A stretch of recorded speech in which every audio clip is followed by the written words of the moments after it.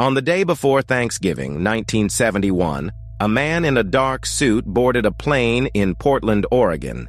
He carried a black briefcase, ordered bourbon and soda, and lit a cigarette. Within the hour, he would become the most famous ghost in American crime. His ticket said, Dan Cooper.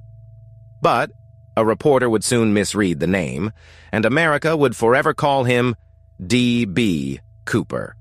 He paid cash for a one-way seat to Seattle, sat in the back row, and waited. Witnesses described him as calm, middle-aged, about 6 feet tall, with an olive complexion and dark hair. He wore a white shirt, a thin black tie with a tie pin, and a black raincoat. Nothing about him screamed hijacker. The plane was Northwest Orient Flight 305, a Boeing 727 with 36 passengers and 6 crew. It took off at 2:50 p.m. for what should have been a 36-minute hop to Seattle. Instead, it became a legend. Shortly after takeoff, Cooper handed a note to flight attendant Florence Schaffner. She pocketed it, thinking it was another phone number from a lonely passenger. But Cooper leaned in and said, "Miss, you'd better look at that note. I have a bomb." When she read it, her blood ran cold. Cooper opened his briefcase, just enough for her to see red cylinders, wires, and a battery. It looked like a bomb. It might have been a fake, but no one on that plane was going to call his bluff. Cooper dictated his demands with unsettling calm. $200,000 in unmarked $20 bills, 4 parachutes, a fuel truck waiting when they landed in Seattle, and he wanted it all by 5 o'clock. He asked for 2 front parachutes and 2 back parachutes. Some thought he planned to take a hostage with him. Others believed he wanted to make sure the parachutes he got were real, not sabotaged. The crew alerted the cockpit, and the cockpit alerted the FBI. While the plane circled over Puget Sound for 2 hours, passengers were told there was a minor mechanical delay. Most had no idea they were sitting on top of a live ransom negotiation. In Seattle, Northwest Orient's president authorized the ransom. The FBI recorded the serial numbers of every bill, hoping to trace them later. Parachutes were rushed from McCord Air Force Base. By evening, the stage was set. Flight 305 landed at Seattle-Tacoma International Airport at 5:39 p.m. It parked in a remote corner of the tarmac. Cooper refused to move until the money and parachutes were brought to him. Once the ransom bag and parachutes were aboard, Cooper allowed the 36 passengers to leave. He also released 2 flight attendants, but he kept the pilots, 1 flight attendant named Tina Mucklow, and the plane. Tina Mucklow would later say Cooper was never cruel. He ordered a second bourbon. He smoked, he paid for his drinks. At one point, he even offered her some of the ransom money. She refused. Now came the escape plan. Cooper ordered the pilots to fly to Mexico City, but not at normal altitude. He wanted 10,000 feet. He wanted the landing gear down, the flaps set to 15 degrees, and the plane moving slow. The crew knew what that meant. The Boeing 727 had a rear air stair, a staircase that could be lowered in mid-air. At 10,000 feet in low speed, a man could open that door and step out into the night. At 7:40 p.m., the plane took off again. On board were 4 crew members and Cooper. He was carrying a bag stuffed with 10,000 $20 bills, weighing about 19 pounds. Strapped to him were 2 parachutes. Outside, a winter storm was tearing through the Pacific Northwest. Freezing rain, heavy wind, and total darkness. It was the kind of night that kills parachutists. Cooper did not seem to care. About 30 minutes after takeoff, somewhere north of Portland over southwestern Washington, the crew saw a warning light. The rear air stair had been lowered. Then, at 8:13 p.m., the tail of the plane jerked upward, just slightly. That tiny movement was the only sign that Cooper had jumped. He stepped out of a moving jet at 10,000 feet, in a thunderstorm, with $200,000 tied to his body. And then, he was gone. The crew kept flying. They were too terrified to check the cabin. For 2 more hours, they followed Cooper's last instructions and landed in Reno, Nevada. When armed officers stormed the plane, it was empty.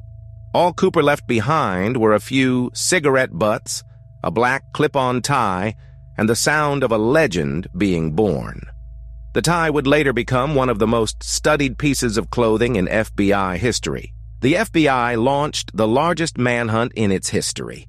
Helicopters, dogs, and hundreds of agents searched the forests of Washington. They found no body, no parachute, no footprints, nothing. In 1978, a hunter found a placard near Castle Rock, Washington. It was the instruction sheet for lowering the 727's rear stairs. It had almost certainly fallen from Cooper's pocket as he prepared to jump. Then, in February 1980, an 8-year-old boy named Brian Ingram was digging a fire pit on the banks of the Columbia River. His shovel hit something buried in the sand. It was money. A lot of money. The bills were rotting, fragile, and black with age. But the FBI confirmed the serial numbers. It was $5,800 from Cooper's ransom, the only physical trace of him ever found.